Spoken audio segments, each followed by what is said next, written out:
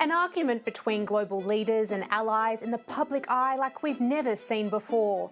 Australia's leaders still working out how to react while delicate trade negotiations continue. I'm Olivia Caisley, live from the lands of the Ngunnawal people. Welcome to Afternoon Briefing. The UK and France will work on a peace plan with Ukraine to present to the United States as European leaders commit to maintaining support for the country for the rest of the war. UK Prime Minister Keir Starmer and a number of European countries have indicated they plan to be part of the continent's coalition of the willing to help Kyiv after the war. So should Australia contribute? We ask former Ambassador to the United States Arthur Sinodinos.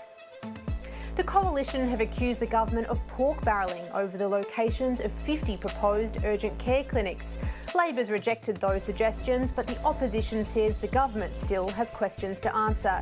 Independent MP Monique Ryan has called on the government to release modelling over the cost-effectiveness of the clinics. And China's ambassador to Australia says the government has stretched the definition of a national security risk with a ban on artificial intelligence app DeepSeek. The diplomat says Australia has politicised trade and undermined technological progress. So, has Australia been overcautious? We're joined by artificial intelligence professor Tim Miller to help us unpack this.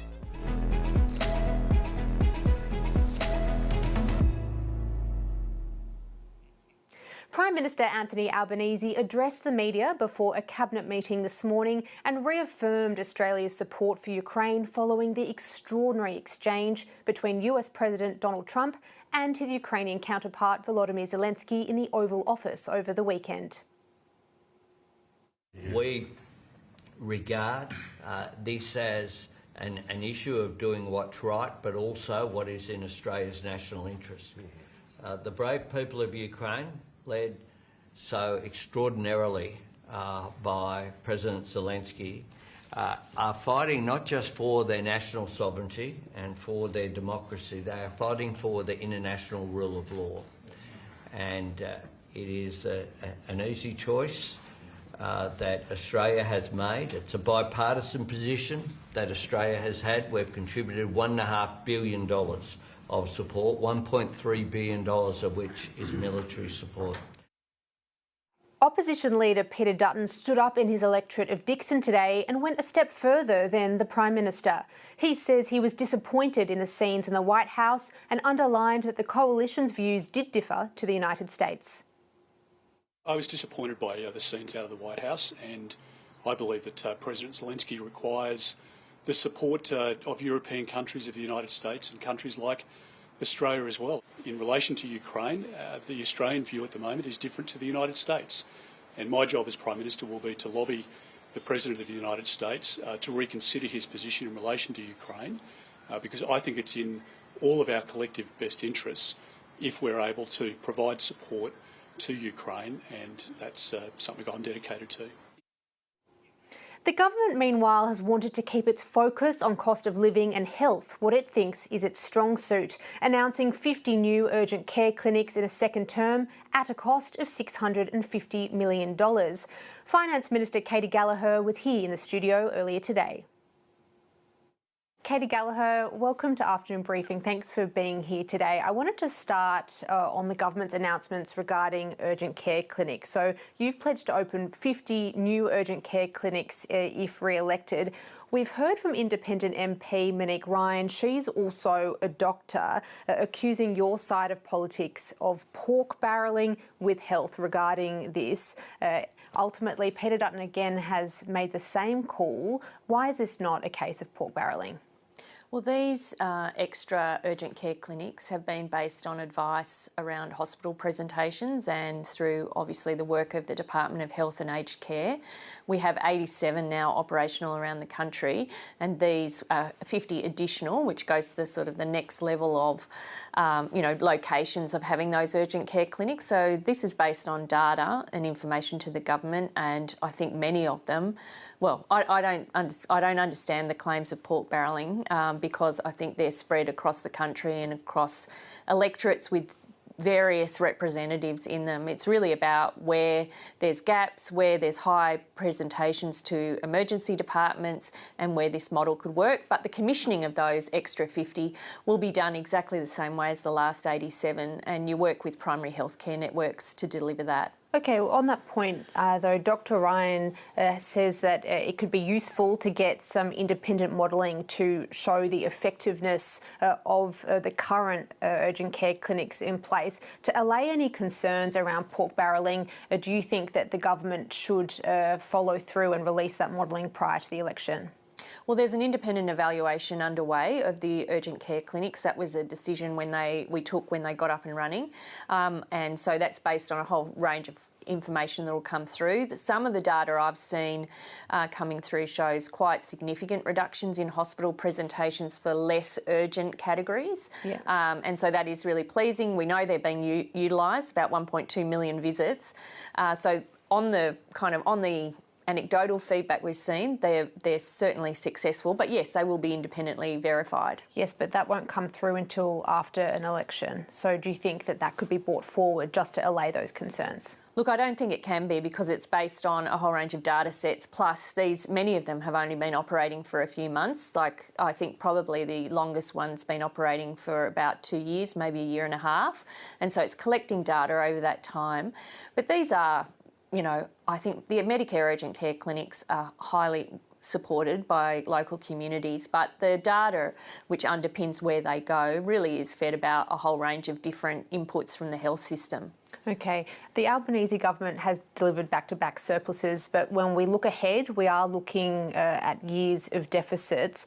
Over the weekend, you've unveiled a policy that will cost the budget $95 million and only save beer drinkers, I believe it's less than 1 cent a pint. How is that fiscally responsible? Well, you're right in the sense that we've delivered 2 surpluses, but we've also done a lot of the work. We've got about a $200 billion nominal turnaround improvement in the budget since we came to office. That's been because we've returned revenue upgrades to the budget, we've found savings, and importantly, we've put some reform work underway, so aged care and NDIS, for example, which is going to benefit the budget over the medium term. And we've made those decisions because we're wanting to provide as much cost of living support as we can to households. This is an issue that's been raised with us repeatedly by industry. And I think, from our point of view, we've tried to find cost of living for households, a whole range of areas, energy bill rebates, Medicare investments. But this one supports the hospitality industry, and we know reports that they've been doing it tough. We think this is a reasonable and modest investment into supporting the hospitality industry. I can understand that it's a tricky challenge, obviously, divvying up, what sectors or industries get money, but there'd be a lot of community groups out there who'd love to see $95 million. What do you say to those that are disappointed, who would like funding but don't have it? Yeah, there's no shortage of calls on the budget, that's for sure. There's a lot more ideas and good ideas than you can fund, and our job is to really work through all of that and find the right balance. Obviously, we're looking at ways to support business, including small business across the economy, but we've also invested heavily in community organisations over the term of government to make sure we are funding them in a proper way, and they've certainly benefited from billions of extra dollars going in. And that's part of why we've been trying to get the budget in better shape so we can make those priority investments. But you're right, there's always more to be done, and there's always more calls than we can support on the budget. So on that beer excise specifically, would you say that that was a fiscally responsible decision? Well, we're funding it through the budget, and our budget strategy has been about making sure we can find room for particular investments, find savings, reprioritise, and make sure we can meet all the pressures. And part of our focus has been on cost of living and helping businesses and households with some of the pressure they've been seeing. Okay, on a different topic, Peter Dutton today says that he was disappointed with the scenes we saw out of the White House's Oval Office over the weekend between US President Donald Trump and Volodymyr Zelensky. Are you comfortable with the way that Donald Trump spoke to and treated the Ukrainian president? Well, I'm not sure there's much use in me commenting on President Trump and his behaviour. People can see the vision and make their own decision about that. We have been absolutely clear that our support is for Ukraine and against the illegal invasion of their country, and we are standing strong with Ukraine and with President Zelensky, throughout, as we have for the last couple of years, and we will continue to do so. We have very strong support for him, the decisions he's taken and the defence of his country.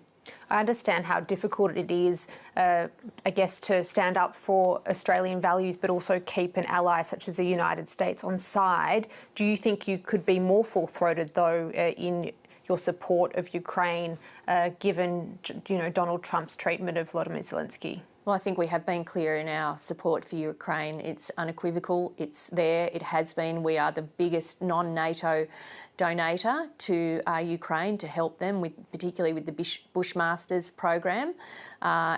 People can make their own decisions about Donald Trump and the way he conducted that meeting, but our commitment and support for President Zelensky and the people of Ukraine remains strong.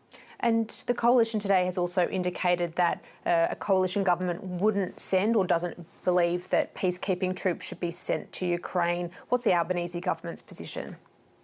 Well, we'll continue to work with, like-minded countries on the support for Ukraine. As I understand it, there's been no request for personnel on the ground, and none is being considered. In the background of all of this, we do have pending US sanctions on steel and aluminium.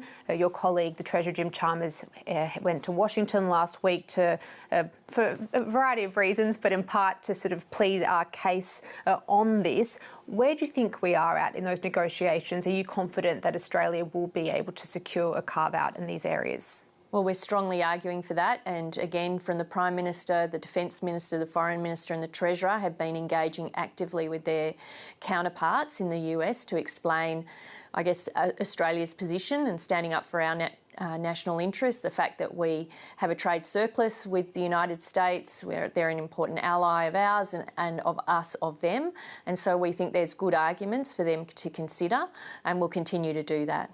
Those tariffs, though, they're due to come into play, and I believe it's in 9 days now. Where do you think the US will go when it comes to Australia?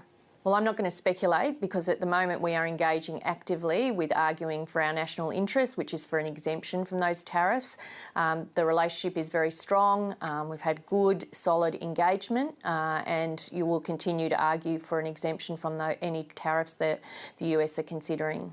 When it comes to the budget, it's due on March 25. Do you think Australians can expect that budget on that date, or do you think we'll head to the polls before then? Well, obviously it's the PM's call when we head to the polls, but Jim and I, the Treasurer and I and our colleagues have done a lot of work over the summer.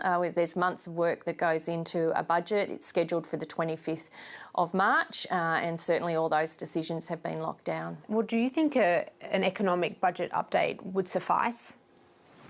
Well, we're planning for a budget on the 25th of March. That's the decisions that was taken last year. We've scheduled it. As to when the PM might call an election, that's entirely a matter for him. The Treasurer and I do our jobs, which is to make sure we've got the books in order, and all of those decisions have been taken. Given the febrile geopolitical environment on the world stage, national security is sort of feeding into the upcoming election in ways that I don't think could have been predicted maybe even 6 months ago. When it comes to defence, will an Albanese government, when it comes to looking at that budget, invest more in defence? Do you think that we should follow Europe in increasing GDP spending, on defence, I should say? Well, we've increased defence spending every budget that we've had. It's got a significant increase, over, I think, $50 billion that we've allocated to the budget. So part of the reason to get the budget in better shape was to allow for these investments as well. So we will see defence spending as a share of GDP continue to rise. We inherited a defence budget in a bit of a mess. Richard Marles has done a lot of work to clean that up, and we've made additional investments on that. National security is the number one responsibility of any government, and we take it very seriously, and that's why we've found room in the budget for all that extra funding. I understand that the percentage on defence spending as a percentage of GDP has increased, but we have seen Emmanuel Macron, for example, this morning saying that Europe should lift it to 3 to 3.5%. That follows the US last week and Donald Trump suggesting that Europe should lift it to 5%. What figure are you aiming for?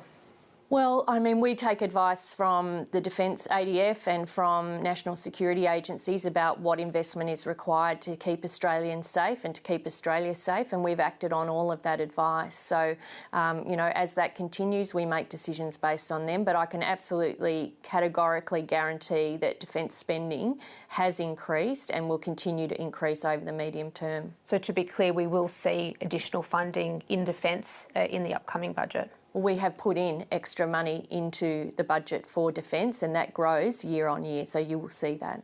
Katy Gallagher, thank you so much for your time. Thank you. To unpack all of that, Chief Digital Political Correspondent Jacob Greber joins me now. What did you make there of the Finance Minister's defence against these accusations of pork barrelling? As just to remind viewers, this is in relation to this fresh election promise that a re-elected Labor government would basically open 50 new urgent care clinics. So, Liv, that's on top of the roughly 50, I think, that they've rolled out since they came to power 3 years ago. They're all over the country. There was a report that it was in Labor seats or seats that Labor was targeting from the Greens or the Coalition. The government is pushing back on that notion. You saw that in your interview. They're saying they're actually spread out quite evenly across the country. There are more Labor seats, so there will be numerically more likely to be in a Labor seat, they're saying. And then there are special cases, such as in the Northern Territory, where there's a greater need. Happens to be Labor territory as well. This side of the election, we'll see what happens afterwards. I think it's also a sign that these are quite effective clinics. People like using them. And I think the coalition's chipping away at the sense that, you know, maybe there's something untoward here. It looks like a pretty standard pre-election kind of hit on what is, I suspect, quite a popular Labor policy. Do you then think it was interesting that the coalition didn't move to follow or match that funding on urgent care clinics? They've held back on it. I think they've said yes to a lot of funding, so maybe there's a bit of reticence creeping in to immediately saying yes to everything. We've certainly seen it on the bulk billing issue the weekend before last, where they came up with an extra $9 billion within a few hours of Labor. We did see extraordinary scenes in the Oval Office at the White House over the weekend. Both sides of politics, both the Coalition and Labor, have backed in Ukraine. But do you think there's a bit of a gap here emerging between the opposition leaders' remarks and Anthony Albanese's when it comes to language, when it comes to the actions of the United States?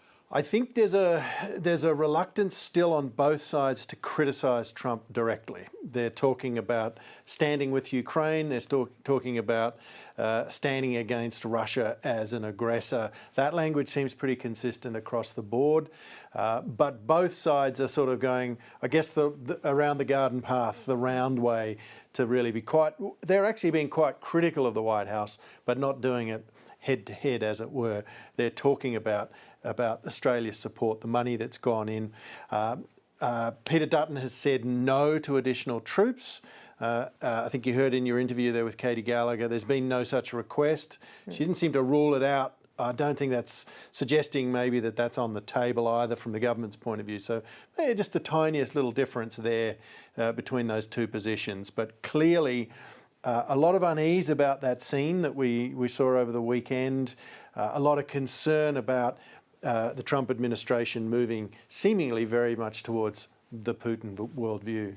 Peter Dutton did make the point, though, that if he's elected Prime Minister, that he would actively lobby Donald Trump over the issue of Ukraine. Does that set up a potential wedge, do you think, for Anthony Albanese? I think so, and I think Peter Dutton senses that the community feels that the Prime Minister's sometimes been quite slow on these geopolitical developments. He's tended to sort of give you muddled talking points. We saw it initially on the flotilla of Chinese vessels in the Tasman. It took a while for the government to harden up its language. Peter Dutton sort of trying to demonstrate that he'd put it to Trump. Now, he didn't say he'd shirt front him. That's a famous other comment from a previous leader, but you know, he's making the argument that he would have a more forceful conversation. And I think you can only voters will answer that question in their minds as to who they think will push the line more forcefully. And I think also people are wondering which of these leaders is worrying about this issue enough so that I don't have to and I can get on with my life, paying mortgages and getting kids to school, that type of thing. So yeah, I think what's fascinating about this whole scene is we've got geopolitical issues spilling into our domestic sphere. Jacob, thanks so much for your time and your thoughts on what feels like a bit of a tipping point on the world stage. Cheers. Health Minister Mark Butler stood up today to hose down allegations of pork barrelling over Labor's pledge to open 50 new urgent care clinics in a second term. He says the decision reflected the geographical spread of need across the country. Well, I think it's a beat up. If you look at the 50 seats I announced yesterday, about half of them are in Labor-held seats and half of them are in non-Labor held seats, which reflects the makeup of the parliament. The important point, though, is that these locations have been chosen according to our analysis of hospital presentations in local hospitals, as I said, bulk billing data, and that desire to ensure an even geographical spread. Independent MP for Kooyong and Dr Monique Ryan is sceptical of the government's plans for urgent care and wants modelling on their cost effectiveness released. Monique joined us earlier. Monique Ryan, welcome to the program. Over the weekend, you called on the government to release modelling demonstrating the cost effectiveness of urgent care clinics. You've said you're worried about pork barrelling. What are your concerns here? Thanks, Olivia. Well, look, in the last 2 weeks, we've seen the federal government commit $8 billion, I should say, to Medicare funding, and the opposition very quickly agreed to fund it, although we have no idea exactly what their plans are around healthcare funding. In the last 18 months, we've seen the Albanese government put over $1 billion into 87 urgent care clinics. And as of yesterday, they've said they've got another $644 million for another 50 clinics. But my question is, are the urgent care clinics doing what they're supposed to do? What they're supposed to do is take pressure off emergency departments and give Australians an opportunity to receive best quality health care out of hours without having to wait 2 or 3 hours or longer to be seen in an ED. My question is, are they working? Are they doing what they're supposed to do? Are we getting cost-effective care, or are we actually doing something which could have potentially unintended negative consequences and have a significantly negative impact on GP services in this country? GPs don't like the urgent care clinics. They've got concerns about them. I'd really like some evidence from the government before we put another huge swathe of money into this program that it's working. Okay. There does seem to be a bit of a split in opinion among the medical community when it comes to the effectiveness of urgent care clinics sort of generally. Would your views be different if they were doctor-led instead of many of the urgent care clinics being nurse-led, for example? Oh, it's not about the whoever's providing the service. It's just about the service that's being provided. And I think everyone thinks, great, an urgent care clinic, this is fantastic. I can go and get free service. I don't have to go to an ED. Out of hours, there'll be someone there and they'll be able to help me out. The concern is that the government's putting a huge amount of money into these clinics, which are existing clinics. They're just giving extra money to these big corporate-led GP clinics, when often there's a GP clinic 100 metres down the road, which could potentially provide the same level of service at a much lower cost. That's what we're looking for, best quality care for all Australians at all times of the day, while providing the assurance, I guess, that we're not that care is not detrimental to other parts of the healthcare system. We've seen both the major parties investing billions of dollars or committing to invest billions of dollars in health over the past week or so. How would you prefer the government invest this money in the health system? Do you see kind of any gaps that aren't being filled? Well, we've had lots of reviews of general practice and general practice provision in this country in recent years. And it was good to see the government put more money into Medicare recently, the $8 billion that they committed. But they haven't actually followed the advice of those independent reviews, which is that we need to move away from fee-for-service, where doctors get paid for seeing people when they're sick, and we need to move to different models of care where doctors get paid to keep people well. There are ways that we can do that, but we're not addressing those fundamental issues with the Medicare system, which is an issue when we've got an ageing population with an increasing incidence of chronic disorders. So neither the government nor the opposition is really giving us assurance that they are moving the Medicare system in the way that we need it to move going forward, with an ageing population where we do need to provide a different pattern of provision of care over time. I wanted to drill down on that bulk billing announcement a bit more. When the Prime Minister made that announcement in the seat of Bass, he was holding a Medicare card, and it struck me that he said people will no longer need a credit card to go to the doctor under the plan. Is that a bit of a risky promise to make, given there are many GPs, especially in inner city suburbs, metropolitan areas, who won't take up the bulk billing incentive because it's not viable for them to do so? I was out in the streets of Kooyong yesterday and the GP approached me and said, that announcement put the fear of God into her. She actually said her blood run cold, because she said, I can't run my practice on the bulk billing incentives such as they are. And so if that's the direction in which we go, my GP practice will have to close. So I do think that there is an issue with these all-encompassing announcements by politicians about these sorts of things. They do tend to come back and bite you. What we really need to do with healthcare, as with defence spending and every other big part of the government's program, is to look at the best evidence for how to achieve the aims that we're trying to achieve. If we look at healthcare, we want universal, affordable healthcare, but we don't have that at this point in time. People are massively out of pocket when they see a specialist. We're about to see private health insurance premiums are going up by 3.7% on average on the 1st of April. There are lots of cracks in our healthcare system that neither of the major parties are looking to address with any foresight or forward planning or clarity about their plans and how they're going to address these in an evidence-based way. Is it fair to say then that the government's setting up a false expectation then on this bulk billing announcement? I would have thought that Mr Albanese might have learnt with his pronouncements before the last election about the cost of electricity that these things can be easier to promise than they can be to deliver. And rather than brandishing a Medicare card and making big promises, I would hope that both Mr Albanese and the Prime Minister and Minister Butler would be providing us with a more evidence-based approach to how they're going to improve healthcare in this country in the years to come. On a slightly different topic, national security, it's now very much on the agenda for the upcoming Australian federal election, given the febrile global environment. Obviously, there are a lot of structural pressures, on the budget, whether that be health, aged care. Do you think we need to invest more in the defence space, given recent events? There is evidence that our defence spending is probably a little bit under at the moment, and that we should review that, and I think that's an important thing to do.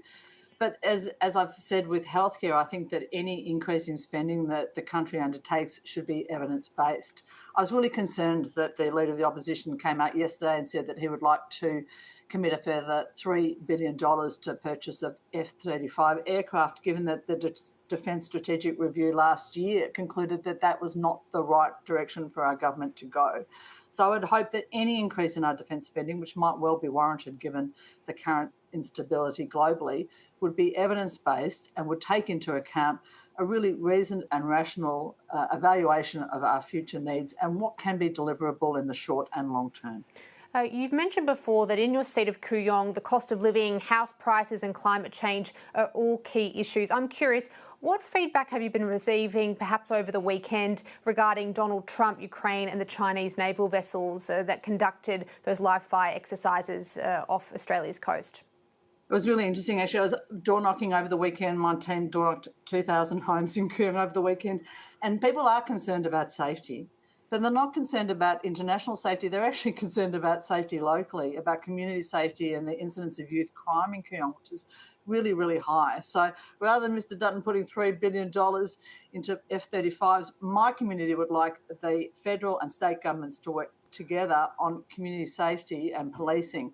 That is the issue which is most front of mind within the electorate of Kooyong in recent days. Can I quickly ask you, in 20 seconds or less, will you outline who you'll support in the event of a hung parliament before voters head to the polls? I'd be really happy to support either major party if, in the incidence of a hung parliament, they will bring to the people of Kooyong appropriately evidence-based policies on how they're going to deal with the economic challenges of our time, the housing crisis and the climate crisis. And I'll support them if and when they do that. There's speculation neither side of politics will be able to form a majority. Just lastly, would you be willing to be a speaker in the event of a hung parliament? I'm an independent, I'm a proud independent, and I have every intention of remaining a proud independent and not taking on any other significant roles in any future parliament. Monique Ryan, thank you so much for your time today. It was a pleasure. And here are some of our top stories this half hour. Coastal communities in southern Queensland and northern New South Wales are preparing for tropical cyclone Alfred. The system is southeast of Brisbane and forecast to turn westward toward land tomorrow, potentially impacting the coast from Thursday night. Authorities are concerned its trajectory is putting communities not prone to cyclones in the firing line. European countries are willing to play a role to secure Ukraine under a potential peace agreement to end Russia's war. European leaders have been scrambling to fill a perceived security vacuum after the extraordinary rupture in relations between the US and Ukraine. Both the Prime Minister and opposition leader have reaffirmed Australia's support for Ukraine. The opposition is accusing Labor of pork barrelling over its 50 proposed urgent care clinics. Labor has committed to spending $650 million to open more Medicare clinics if it wins a second term. The government rejects suggestions of pork barrelling, but the opposition leader says it needs to explain how it chose the locations for the clinics. Let's bring in our political panel for today. Greens finance spokesperson Barbara Pocock and LNP Senator for Queensland Matt Canavan. Welcome to you both. We'll get to some other news in just a second, but Matt, can we go to you first on Cyclone Alfred? How is Queensland's community preparing and how concerned are you? Yeah, look, I'm a bit further north than the potential impact here in central Queensland, but I've spoken to people in Brisbane today, and there's a level of wariness because this is not something typically southeast Queensland has to deal with. I think the last defined cyclone that hit the area was 50 odd years ago now, so not too many would have been alive then. But there's a resilience in Queensland. Southeast Queensland's definitely used to natural disasters like floods, and the main thing in the next few days is for people to listen to authorities and stay safe. These days, with warning systems and modern buildings, typically cyclones can be lived through without major or any loss of life, often even the most devastating ones. But look, there'll then be a massive clean-up if it does hit, so I'm sure the rest of the country will help southeast Queensland get through this. Just to broader issues now, there's an expression in our game that all politics is local, and undoubtedly issues such as the cost of living are going to be at the heart of the upcoming election campaign. But we have been seeing a number of global events spill over into the domestic sphere and perhaps taking on more importance than the leaders of the major parties had anticipated they'd be facing at this point in the election cycle. Anthony Albanese opened up a cabinet meeting today criticising the former government's handling of a Chinese warship visit back in 2019. If I could just go to you again, Matt, first. Does the Prime Minister have a point on this, drawing an equivalence between the actions of China on both occasions? Look, I just wish the Prime Minister would stop politicising the relationship. He's done this from the get-go. He sought to blame the coalition for the deterioration in the relationship over the last few years and made the suggestion that it was him and his magic wand that fixed everything just within a few months. Clearly, the exercises we saw last week show that the issues in our relationship with China persist beyond just the particular type of government we have here in Australia. There are some fundamental differences, of course, between our two countries. There are some tensions in the South China Sea and China's territorial demands there, including against some of our friends and allies like the Philippines and Japan. And last week's exercise probably a reflection of that. So it would be better if we just dealt with this as Australians. We should stand up for what we believe in and the laws that we think should be upheld in our region. We obviously have a very, very strong business relationship with China, but that should not stop us from standing up for what is right in our region. And I'm sure the coalition are willing to do that at any time with the Australian government, because as I say, we should all approach these matters as Australians. Barbara, the coalition was very critical of how the Albanese government has handled these China vessels essentially sailing around Australia, conducting some of those live fire exercises. What's your take on this?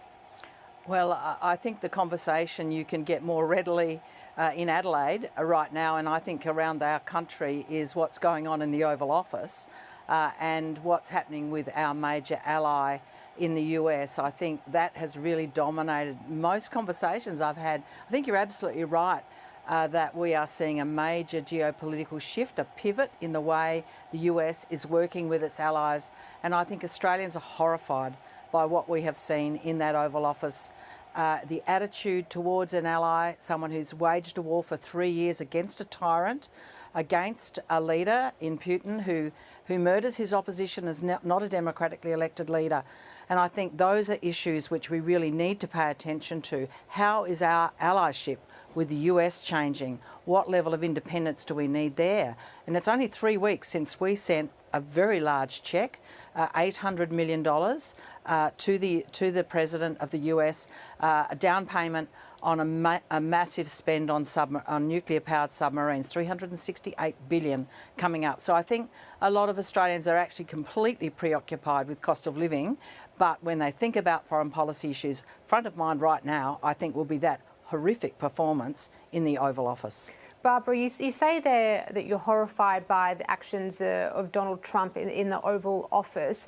We have heard both sides of politics essentially backing in Ukraine, but Peter Dutton did go a little bit further today, saying that if he were to be elected, that he'd actually directly lobby Donald Trump to support Ukraine more generally. Do you think that Anthony Albanese needs to strengthen his language somewhat?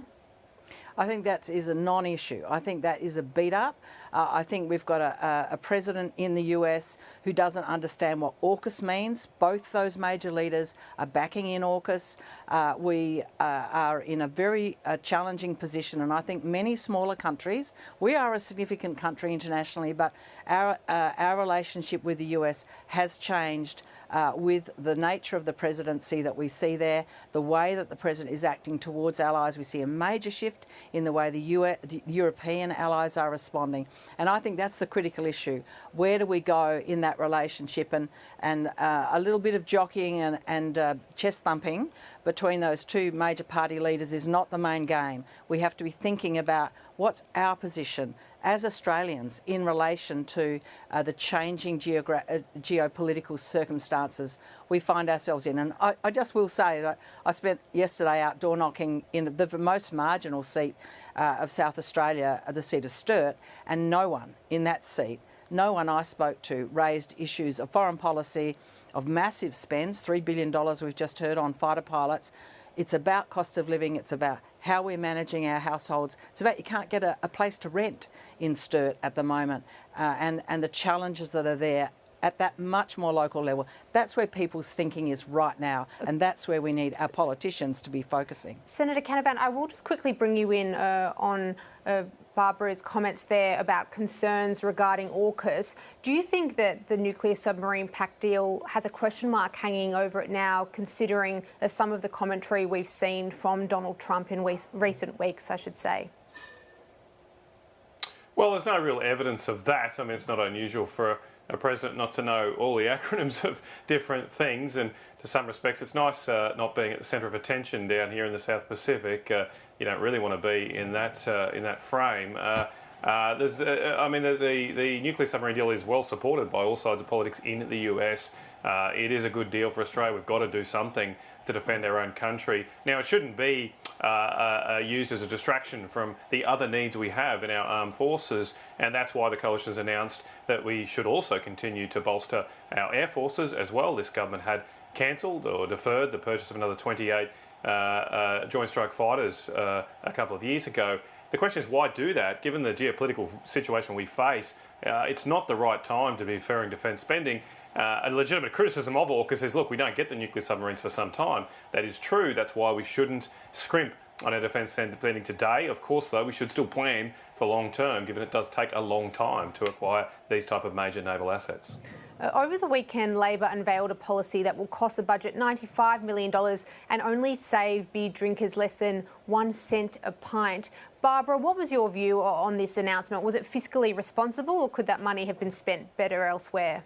Well, I just don't know where it came from. I can't understand, given all of the issues facing our country, facing householders, trying to get to a GP, trying to pay the rent, looking at the price of groceries increasing so significantly, why that piece of policy popped onto Labor's radar. I don't see the case for it. I don't see why we're doing it. We know we've got some really significant challenges in our country around alcohol, and why we would do something like that when the Labor Party, for example, a much more pressing policy question, but gambling reform and the use of ads that our kids are seeing, why it chose to do that kind of policy when there are so many more significant issues. Sorry to cut you off there, Barbara. Yeah. But Matt, could I just quickly get your response to that? Why did the Coalition back this Labor policy idea in? Well, because inflation's been very high and the excise is linked to inflation. Keep in mind, this is a tax, obviously, so the government's not subsidising alcohol, it's just reducing some of the tax it would otherwise take. And in the last few years, that tax has gone up a lot because under the Anthony Albanese government, inflation has been world-leading highs. We've had inflation rates of 8% and more. So that is all those increases are fed through to increases in the tax. And that's not really, I think, what the CPI indexation was meant to be about. It's meant to be keeping the real value of the tax, so a little bit of return makes sense here and helps Australian households at the same time. Thanks to both of you for your time this afternoon. I'm afraid that's all we've got time for, but thank you for your insights. Thanks, Olivia. Thanks, Matt.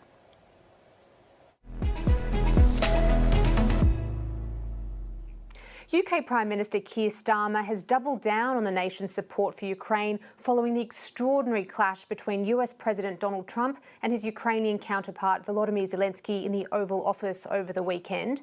The Prime Minister says Russia cannot be allowed to dictate terms of a peace deal with Ukraine and rejects suggestions that the US is no longer a reliable ally following its policy shift on the conflict.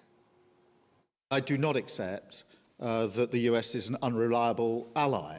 The US has been a reliable ally to the UK for many, many decades and continues to be. There are no two countries as closely aligned as our two countries, and our defence, our security and intelligence is intertwined in a way no two other countries are. So it's an important and reliable ally for us. For more on the fallout of that Oval Office exchange, former Australian Ambassador to the United States, Arthur Sinodinos, joined us earlier. Arthur Sinodinos, welcome to the program. What were your first thoughts when you saw what unfolded in the White House over the weekend as Donald Trump, JD Vance and Volodymyr Zelensky clashed? It was very confronting. It was tough stuff. And normally, you know, when people engage in that sort of exchange, it's behind closed doors. That sort of diplomacy is best left behind closed doors. I think you had in Zelensky someone who's under a lot of pressure.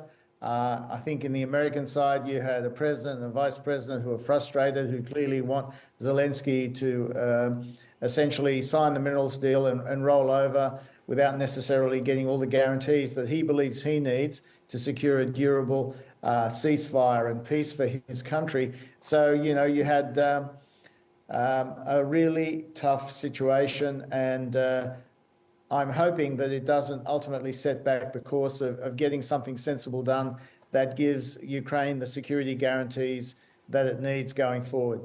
Yeah, they were extraordinary scenes. Do you think Volodymyr Zelensky has any room to express his displeasure at how he was treated, or does he essentially just have to cop it, given the situation he finds himself in?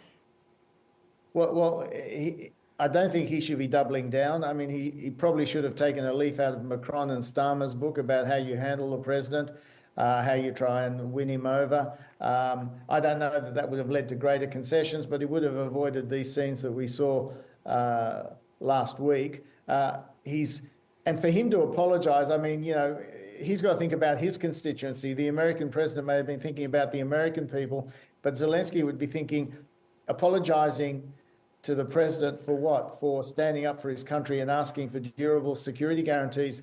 That's what this is about. It's existential for him. His country is at stake and his life is at stake probably as well. Yes. I mean, the Prime Minister, Anthony Albanese, he's expressed a strong, unequivocal support, I believe was his quote, for Ukraine. There has, though, been very little criticism of Donald Trump or JD Vance. I understand the government is in a tricky position here. Peter Dutton this morning, though, has said the coalition's position on Ukraine is different to the United States. Do you think the Prime Minister needs to be that firm in his language? I think people got what the Prime Minister was saying. Dutton was obviously very clear in his language. The good thing is that the Australian system is standing up on this issue and calling out what's happened, which is aggression by one country against another, a bigger country against a smaller country in breach of international law. And we, as a medium-sized country, we rely on a rules-based order. And for it to be trashed is potentially a huge issue for us going forward. Well, on the rules-based order, it does feel like we're at a tipping point. How do we advocate for our values while also keeping an important strategic and economic partner in the United States on side? Well, I believe we can do both. We can have a productive relationship with the United States if we accept that the United States is in even more of a transactional mode than it has been in the past, and that what we have to do is continually find ways to remind the US of why its interest is bound up, its security interest is bound up in being allied and partnering with countries like Australia. At the same time, we need to keep reaching out to like-minded democracies who, like us, support a rules-based system, the EU, Canada, Japan, Korea, you go through the list. We all need to keep standing together. But in the case of the US, if it's going to be America first, we've got to make sure that it's not America only. On tariffs, Trump's trade advisor, Peter Navarro, has continued his criticism of Australia's aluminium imports. He's accused Australia of essentially dumping product into the US market. It sounds, though, like we're not going to be getting an exemption. They're due to come into play in, I believe, 9 days. I think at the moment the chances are more than 50% that we won't get an exemption, just by the way Navarro has kept up the pressure. Now, it's possible at the last minute there could be a reprieve, but the thing to remember is that even if we get a workaround on the steel and aluminium tariffs, there are all sorts of ways we're going to be impacted by a world in which tariffs are going up rather than down, costs are going up, inflation possibly going up, trade investment is lower, and tariffs in particular on China will have an important flow-on effect to Australia as it's our main trading partner. We've seen the coalition arguing that we'd be in a better position to negotiate, a carve-out if Anthony Albanese had made a personal visit to Washington. That's obviously a political line, but knowing how Donald Trump negotiates and makes deals, is there some merit to this argument? Well, I argued in a piece a few months ago that once there was a new president in the US, that the Australian Prime Minister should go sooner rather than later to establish a personal relationship. Now, it's complicated at the moment. We're about to go into an election, so making another trip overseas might have been seen as having a downside. But there's no doubt that resolving these sorts of issues in the end comes down to leadership by the President and the Prime Minister. They're the two main deal makers in a situation like this. But look, the situation is what it is. We're about to have an election. And that in itself may well shape what comes next. If an election isn't held until May 17, the Prime Minister still has a very short window of time in which he could go to Washington, DC to meet with Donald Trump. Do you think that would be a good idea? Well, I think we could have an election announced next week. So we're then going to be into a campaign. And I don't think a Prime Minister would leave the country during an election campaign unless it was a real emergency. So we'll have to wait and see, Olivia. Okay. It is barely 5 weeks into Donald Trump's second term, and already the US president has promised to turn a devastated Gaza Strip into the Riviera of the Middle East. He's urged Canadians to become America's first state and also offered to buy Greenland from Denmark. He's then, of course, been this public spat with Volodymyr Zelensky over the weekend. When it comes to Australia, is it time to formulate a plan B when it comes to our security alliances? Well, I think the reality is that we have to work on the relationship with a new person in the White House. We've got a new customer in the White House. We've got to work out how best to push their buttons. in the interest of our security, because it is important for us to keep reminding Americans that their security and our security are intimately bound up. We're an independent country and we exercise our sovereignty, but part of our sovereignty has been exercised to enter into arrangements like ANZUS and AUKUS in our national interest. And I think it's important for us to keep going. In tandem with that, though, we should continue to build productive relationships with like-minded countries in our part of the world and other parts of the world so we can together uphold the rules-based order. One particular place that we need to work together with other countries on is the World Trade Organization, which at the moment is effectively moribund. We need to revive the organisation because international trade rules are of great benefit, particularly to small and medium-sized countries like Australia. It's a good point. As a former ambassador to the United States, do you still see Washington as a reliable partner to Canberra? I think there is a challenge, given that America no longer sees themselves as necessarily the world's policeman or as underwriting the global rules-based order. That's why, for us, it has to be about how we convince the Americans that it's mutually beneficial to be involved in the sort of defence and security arrangements that we've been involved with them before. If you want reliability, you've got to be able to show the other partner that you'll be reliable as well. But as I said, we've got to keep our other options open by continuing to develop strong, productive relations with other countries in our region and beyond. We touched on the upcoming federal election briefly. Ultimately, we know because of just the complexities on the world stage that national security will be one of the political battlegrounds or pressure points. Do you have a view on who would be a better leader to deal with the new Trump administration, Peter Dutton or Anthony Albanese? Well, look, I'm a former Liberal politician. I know Peter Dutton well. I think he would be a strong leader. But whichever leader comes out of this election will have a mandate from the Australian people to represent them on the world stage. And the important thing will be for both sides of politics here, I think, to agree that we must continue to try and keep the alliance with the US in good repair, that we should keep increasing our own defence expenditure, as you were just discussing with Katy Gallagher, and that we seek, wherever possible, to show the world that we can be a strong and reliable partner and one which supports like-minded democracies.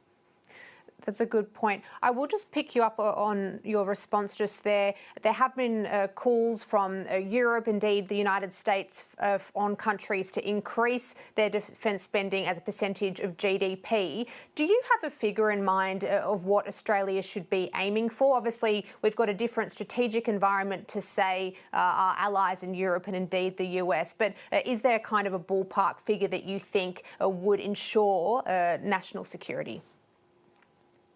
That's a hard question to answer without looking at the capabilities that you need to sort of guarantee the sort of national security you're talking about. But going up to, say, 3% of GDP, I think would be good, possibly further. Very difficult to do in the current environment in Australia where the budget is constrained. But this is also an environment where I think the election will have to be about real issues, not just of what we do about our national security, but about how we manage our economy to maximise our growth and prosperity. And that provides a basis, a strong economy for a strong defence. It's certainly going to be a multifaceted campaign. Arthur Sinodinos, thank you so much for your time. Thanks. China's ambassador to Australia says the government has stretched the definition of a national security risk with a ban on artificial intelligence app DeepSeek on government phones. China's top diplomat wrote an opinion piece in the Australian newspaper today claiming Australia has politicised trade and undermined technological progress. To talk about the facts over DeepSeek, let's bring in Tim Miller, a professor of artificial intelligence, at the University of Queensland. Thanks for coming on the show. Thanks, Olivia. Tim, what did you make of the Chinese ambassador's criticisms of the government's decision to ban DeepSeek on official devices? I think it's to be expected. I mean, I think the primary concern that the Australian government has is the Chinese government's ability to access data that's on the DeepSeek servers. And so I think it's probably to be expected that an ambassador would probably claim that that's overreach. The ambassador says, as you say there, that the government is basically overreacting. Can you explain to our viewers what kind of risks apps like DeepSeek pose? Yeah, so any of these types of models is not just DeepSeek. You should be thinking about it like ChatGPT and Google Gemini as well. They store information about you. They store your IP address. They store your email. In most cases, they store the things that you have in the chat, and they keep that data held. And I think you should be careful doing that with any of these types of acts. But I think the specific concern that the Australian government have is the worry that the Chinese government will try and get hold of that data, which they don't seem to have with other Western governments. So while there's this ban when it comes to DeepSeek for public servants on government devices, it is still available to be downloaded for the general public. Would you personally download DeepSeek on your phone or your computer? I mean, I've accessed it through a web browser. I don't access it because I don't really have a need to, because I use other models. I think it's probably fine for personal use, and if you're not going to put any personal information in there. But if there's any personal information you're worried about putting in there, I would apply the same type of stringent guidelines to any other large language model, any other generative product that you use, or anything, even things like search engines. So this is something that I guess viewers need to be mindful of when using other platforms for, say, ChatGPT, for example. Yeah, I mean, it's really about do you trust the people who hold your data there? And so that's meaning, are you trusting large tech companies, OpenAI, Google, companies like this? If you trust them, then you should probably trust them to hold their own data. You can certainly have conditions around licenses that you buy, and if you think that they're going to adhere to them, then you should use it. In this case here, the risk is that maybe the Chinese government will get access to it, but you might trust the US government not to get access to others. So there are clear concerns in the artificial intelligence space. We've also seen this idea that AI is running out of data to train itself on. What's happening here? Is artificial intelligence progress already slowing down? Yeah, we can see the progress. It's slowed down a lot since its initial burst, and it's largely around running out of data. It's also about just the cost of building these. It costs more and more computational power to build each model better and better. And sort of if you to get a small increase, you have to have an exponential increase in the amount of computational power you do, which is all dollars. So ChatGPT costs about $100 million. But we can definitely see it's more or less consumed all the data that's available right now, and it's only new data that comes out. The big risk is that the new data that comes out is itself coming out of large language models. A lot of the stuff on the internet is coming out, and that could also pose some risk down the line. Okay. On cyber more generally, the Australian National Audit Office, they released a pretty scathing review last week saying the Australian Taxation Office's use and governance of AI is only partly effective. It essentially highlighted some potential policy gaps and ethical concerns. AI often feels a bit like the Wild West. How can potential risks be mitigated? Yeah, I mean, that's a really good question. It's like the $64 million question, and I think it's probably not that hard to mitigate some of those risks. It's really just, it's always a trade-off between the stuff you have to do to mitigate those risks and the cost that it takes and the limitations that it has. And so there was definitely concern around the Australian Tax Office as whether it's kind of over-surveilling and overusing these types of things here. I can't comment on that. I don't know really well how they use them. But I think it's always these trade-offs, and it's really a matter about making it clear to, in this case, the Australian public, what are they using it for, how are they using it, what data are they accessing, how are they building models. If you make all that kind of stuff clear, I think you can go some way to mitigating some of these perceived risks anyway. An election, it's just around the corner. Do you think politicians need to do more to ensure AI models are fair and free from bias, protecting privacy and having appropriate accountability arrangements in place? Yeah, so I mean, it's important to remember that these AI products are they're already regulated via privacy law, HR, everything like that. They're already regulated. It's really, the problem is that a lot of those regulations came before the AI boom, so they're probably not quite suitable. So I think what needs to happen is some of those regulations need to be updated in order to be, you know, sort of better in this sort of contemporary environment. But I think it's partly up to the government, and it's also partly up to organisations. If you talk to people in organisations, they don't really want to do bad stuff. It's just largely they're not sure how to navigate this space properly, and it's a matter of helping them get educated on how to do it. We did see some comments from the Chief Information Officer of the world's largest cybersecurity company, Palo Alto Networks, and they essentially warned that big tech companies, they're in this kind of arms race to build bigger and better AI or platforms. Is the prioritisation of this speed over safety a problem, really, when it comes to artificial intelligence? I'm hearing that it's leading to an explosion in malware, for example. Mm-hmm. Yeah, I mean, absolutely, right? I mean, it's at the moment the competition is to see who can build the biggest model that wins on some benchmark data sets, and there doesn't seem to be a lot of care going into, well, actually, what are these models useful for and what can we use them for? If you look at, for example, Google have put it on the top of their search engine summaries. Is that really useful? Most people don't seem to find that particularly useful. So there's a really big race to build these things and put them in products everywhere, and a lot of people don't seem to find them that useful or helpful. There's definitely use cases for it, and I think that's taking away, or throwing all that money at building larger and larger models is taking away from a lot of things we could have done differently. Thanks very much for that. We really appreciate your insight as always.